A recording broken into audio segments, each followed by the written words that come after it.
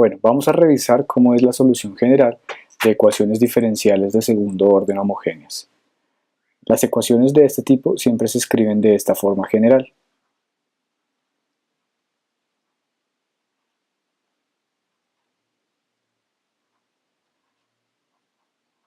Aquí siempre debemos tener en cuenta que los números a, b y c son constantes, números reales cualesquiera por lo general, que ya conocemos de antemano. Y la incógnita de esta ecuación diferencial es y como una función, puede ser de x o de t. En este caso vamos a usar la variable x como independiente. ¿Y en qué consiste la solución de estas ecuaciones? Lo primero, siempre, es suponer que las soluciones son de la forma e a la rx, donde r es una constante que tenemos que calcular, es decir, a priori no la conocemos. ¿Cómo hacemos eso? Entonces viene el segundo paso. Esta sustitución del primer paso la introducimos en la ecuación diferencial y me quedaría una ecuación siempre de este estilo. A r cuadrado por e a la rx más ab por r por e a la rx, etcétera, etcétera, etcétera. Si se acuerdan, uno lo que hace es, claro, reemplaza la segunda derivada, la primera derivada, etcétera, etcétera, de esta solución que hemos supuesto, y al final nos queda algo que llamamos la ecuación auxiliar. Entonces, la forma general de esta ecuación auxiliar siempre va a ser esta: a por r cuadrado más b por r más c igual a 0. Y siempre tendremos que resolver esta ecuación. Por lo general, esta ecuación tiene dos soluciones, las cuales llamaré R1 y R2. Pero pueden haber tres casos. Entonces, en este segundo paso, se abre una lista de casos. Tres casos posibles. Los voy a listar con letras. Caso A, caso B y caso C. El primer caso posible es lo que vamos a llamar raíces reales diferentes. ¿Y en qué consiste? Bueno, en este caso resulta que R1 y R2, ambos son números reales, pero R1 es diferente de R2. ¿Por qué? Bueno, vamos a recordar cómo es la solución general de esta ecuación. Aquí, R siempre me va a quedar menos B más o menos la raíz de B cuadrado menos 4AC, y todo esto dividido 2A, ¿cierto? Entonces, cuando tenemos este caso A de raíces reales diferentes, quiere decir que lo que está dentro de la raíz resultó siendo un número mayor que 0. ¿Listo? En estos casos, nuestra receta de solución de ecuaciones de segundo orden nos dice que las soluciones de esta ecuación, o mejor, la solución general de esta ecuación diferencial, siempre va a ser de la siguiente forma: y de x siempre va a tener la forma de una constante 1 por e a la r1x más otra constante 2 por e a la r2x. ¿De acuerdo? Esta es la forma general de la solución en el caso en que las soluciones de la ecuación auxiliar resulten siendo raíces reales y diferentes. El segundo caso es el de raíces reales iguales, y dice que R1, R2 efectivamente siguen dando números reales, pero ahí R1 y R2 son iguales. O sea, solo tengo una raíz en últimas, de multiplicidad algebraica 2. En esos casos, lo que está aquí dentro de la raíz, en la solución general de la cuadrática, no es mayor que 0, sino que es idénticamente igual a 0. ¿Ok? Bueno, y para estos casos, entonces la solución general, y como función de x, va a ser una constante por e a la rx más otra constante por x e a la x. Solo nos queda un último caso, lo llamaremos el caso C, que es el de raíces complejas conjugadas. En este caso, R1 y R2 resultan siendo en general números complejos, donde van a ser números complejos de la forma R igual a alfa más o menos y beta. Y aquí lo que va a suceder es que cuando miramos la solución general de la cuadrática, lo que está dentro de la raíz resulta siendo negativo. ¿Listo? ¿Y ahí qué está sucediendo? Vamos a separar esta solución. Vamos a devolvernos un poco, usamos un lápiz delgado, eso.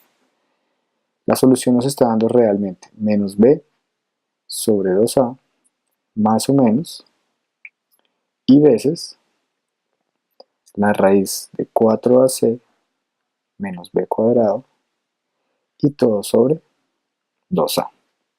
Una vez que lo escribo de esta manera, entonces ya identifico quién es el que yo estoy escribiendo abajo como alfa, que es la parte real, ¿listo?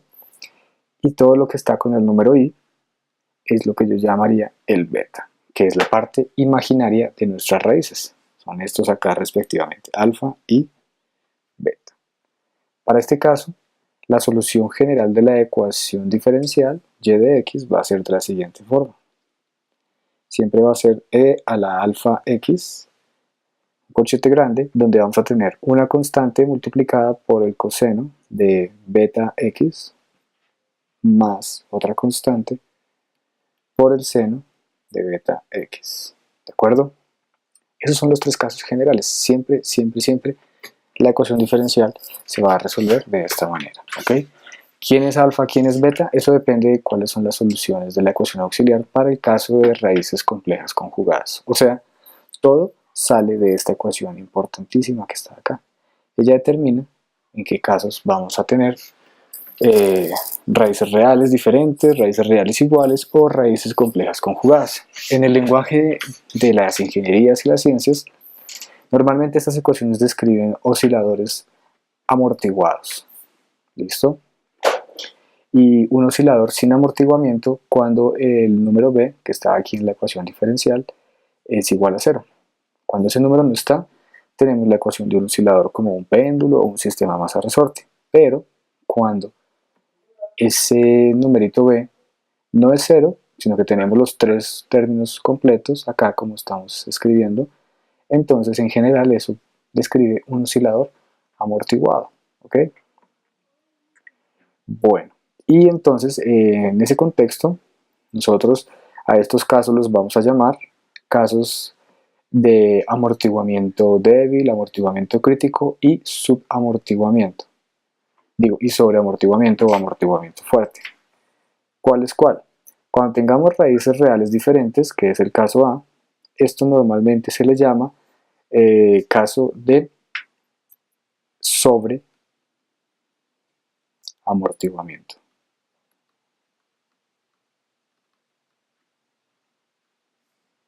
Cuando tengamos raíces reales iguales, esto va a ser un caso de amortiguamiento crítico.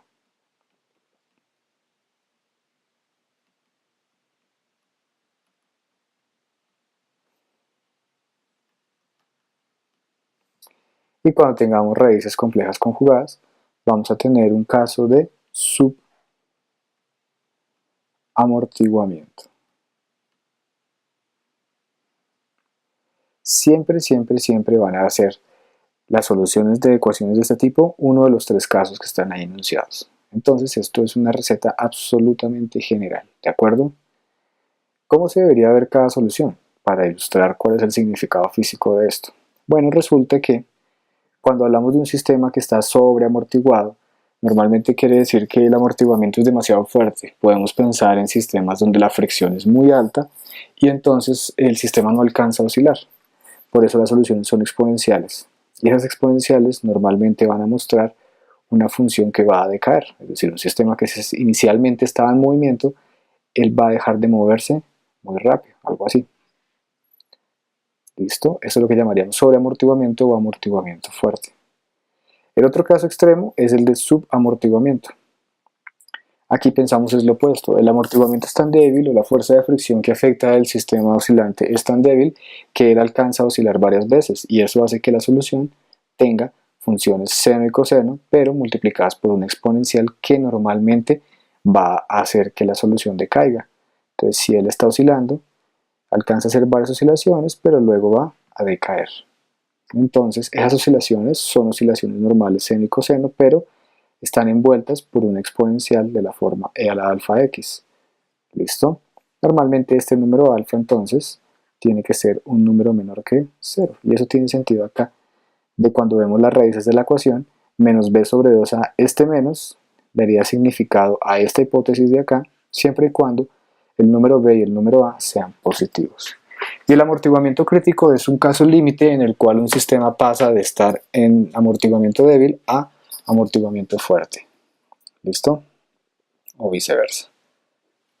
Ahora vamos a ver un ejemplo de un sistema clásico que viene descrito por una de las ecuaciones de segundo orden que acabamos de estudiar. Vamos a considerar entonces el siguiente problema de un bloque ligado a un resorte sujeto a una pared fija. Aquí está el suelo, aquí tengo el bloque, masa m, y este bloque está conectado por medio de este resorte al muro. El resorte tiene una constante de elasticidad K. Es un problema clásico de física mecánica. Nosotros sabemos que para plantear la ecuación diferencial de este problema hay que usar la segunda ley de Newton. Entonces, fuerza total es igual a masa por aceleración, ¿cierto? Aquí la fuerza total solamente va a estar enmarcada en la dirección X, igual que la aceleración solamente en la dirección X, porque el movimiento solamente sucede en la dirección X, ¿de acuerdo? ¿Cómo nos va a quedar esto ya escrito en un lenguaje más técnico hacia lo que estamos ahora trabajando como ecuaciones diferenciales de segundo orden? Nosotros sabemos por un lado que la aceleración es la segunda derivada de la posición. Eso quiere decir que el término a la derecha de la segunda ley de Newton me quedaría simplemente masa por x dos puntos.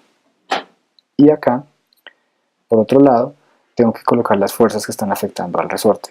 En este caso, la única fuerza que afecta al bloque es la fuerza del resorte. Si el bloque yo lo estiro de para allá a una cierta distancia de x, el resorte va a ser una fuerza que se opone y por lo tanto sería menos kx, siguiendo la ley de Hooke.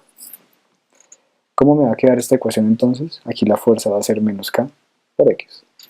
Esta ecuación ya está en la forma de ecuación diferencial y podemos plantear un problema de valor inicial con las condiciones iniciales adecuadas. Recuerden que para una ecuación de segundo orden necesito dos condiciones iniciales.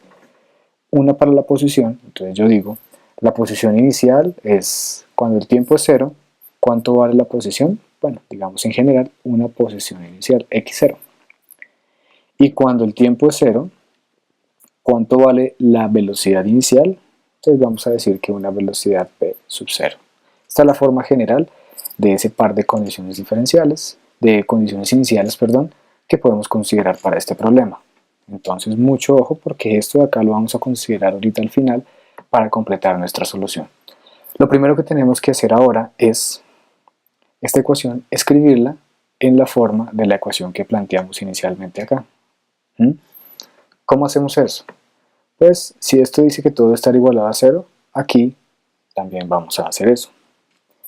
Entonces este término que está acá a la izquierda lo voy a pasar a la derecha y luego invierto todo para que lo que está a la izquierda quede a la derecha y viceversa. Y bueno, palabras más, palabras menos, la ecuación me tiene que quedar algo así. ¿Listo? ¿Y esa ecuación es homogénea? Claro, esta es una ecuación homogénea. Miren. Y si hacemos la analogía con la ecuación de segundo orden que estábamos escribiendo ahorita, sería algo así como a y segunda más b y primera más cy igual a 0. En este caso vemos que hay un término que acompaña a la segunda derivada, que sería la masa, que en este caso haría el papel de la constante a. Habría un término que acompaña a la función sin derivar, que en este caso sería la letra c, y letra b no hay porque no hay ningún término con primera derivada. Entonces esto me da 0. Claro, aquí vemos entonces lo que les había dicho, de que cuando la constante B es 0, quiere decir que es un sistema que no tiene amortiguamiento. Este sistema bloque-resorte es un sistema que estamos suponiendo se mueve en el vacío y por lo tanto no hay ninguna fuerza disipativa o de fricción. ¿Ok? Perfecto, ahí tenemos nuestra ecuación. La voy a escribir ahora de manera que podamos escribir la ecuación auxiliar, ¿cierto? Ojo que aquí estamos haciendo el cambio de variable que ya no es y como función de x, sino que estoy considerando x como función del tiempo. ¿Listo? Entonces estas soluciones de acá deberían escribirse más bien de esta forma. X es una función del tiempo. ¿Listo? Y esa función del tiempo es algo, bueno, no es exactamente una exponencial, sino que debe tener la forma de combinaciones lineales de exponenciales, así, e a la r t. Y recordemos entonces que estas r son las que sacamos con la ecuación auxiliar. En este caso, esa ecuación auxiliar sería m r cuadrado más k igual a 0. ¿Ok? Entonces miren, esta es la ecuación auxiliar para el caso de este problema particular que estamos resolviendo. ¿Cómo nos va a quedar eso? De aquí podemos despejar el r. Cuando yo despejo r, me va a dar que esto es más o menos la raíz de menos k sobre m. Primera observación, estamos viendo que esto nos está dando imaginarios puros. ¿Ok? Imaginarios puros, pero claro, están conjugados. Al estar conjugados, entonces, sabemos que uno es el negativo del otro. Y yo puedo escribir esto en términos del número imaginario así. I raíz de k sobre m. Vamos a usar la notación que se usa en física también, y es decir que esta raíz de aquí se suele llamar también la frecuencia natural del sistema. Con lo cual, las raíces de este problema quedarían como r igual más o menos i omega sub 0. ¿Listo? Recuerden, esto lo llamamos la frecuencia natural del sistema.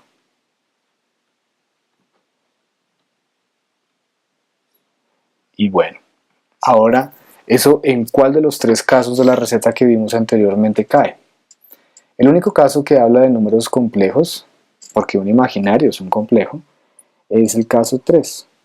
Complejos conjugados, claro, son números de la forma alfa más i beta, pero en este caso solamente tienen parte imaginaria, lo que quiere decir que estas soluciones serían de la forma alfa más i beta, donde alfa es ¿quién? 0. ¿Listo? Y hacemos la correspondencia de que el omega sub 0 es para nuestro caso el beta. ¿Cómo va a quedar escrita entonces la solución?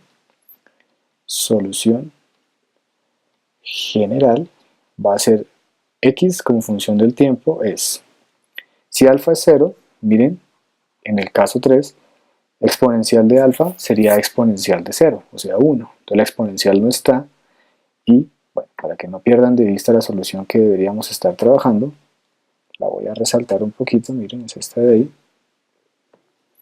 Sería una constante C1 por el coseno de omega sub 0 t, porque ahora estamos hablando de la variable independiente t, más C sub 2 por el seno de omega sub 0 t. Esa es la solución general. ¿Ok? Tenemos ya la forma de nuestra ecuación diferencial resuelta, pero necesitamos hallar las constantes C1 y C2. Como son dos incógnitas, necesitamos dos ecuaciones. Es por eso que les había dicho al principio que siempre vamos a necesitar dos condiciones iniciales. Entonces vamos a reemplazarlas. ¿Qué me dice la condición inicial? Una aplica sobre la posición, pero la otra aplica sobre la derivada, o sea, la velocidad. Entonces tenemos que derivar esta función. X punto de t, ¿quién va a ser? Derivada de coseno es menos seno. Entonces aquí va a quedar menos la constante seno de omega sub 0 t, pero al derivar internamente también tiene que quedar multiplicando un omega sub 0 afuera. Más, va a quedar la constante 2, la derivada de seno tiene que ser coseno, omega sub 0 t, y también la derivada interna queda un omega sub 0. Ahora tenemos ya la derivada y la posición, y podemos despejar tranquilamente sustituyendo las condiciones iniciales. La condición inicial me dice que x en el tiempo 0 es un x0. ¿Listo? Entonces voy a considerar un caso particular para simplificar las cosas. Voy a decir que, entonces, ojo, esto es una suposición, x0 es la amplitud máxima que yo estiro el resorte y b0 es 0. ¿Qué quiere decir? Que yo suelto el bloque desde el reposo. ¿Sí? Yo estiro el bloque un poquito. ¿Qué distancia lo estiro? Una distancia a, pero lo suelto desde el reposo y eso quiere decir que la velocidad inicial tiene que ser 0. Entonces si x0 es a debe ser igual a c1 por, ojo que aquí el coseno en el tiempo, cuando el tiempo vale 0, el coseno vale 1, entonces simplemente queda c1 más, y el seno cuando el tiempo vale 0, pues es 0, entonces más 0, no hay nada más. Esa es la primera ecuación, ¿sí ven? Entonces quedó fácil. Luego, la velocidad que me daría. Cuando yo reemplazo el tiempo 0, el seno da 0, entonces este se cancela, igual que este de acá dio 0. Y el coseno acá tendría que dar 1 porque el tiempo es 0, y me quedaría omega sub 0 por C2. ¿Listo?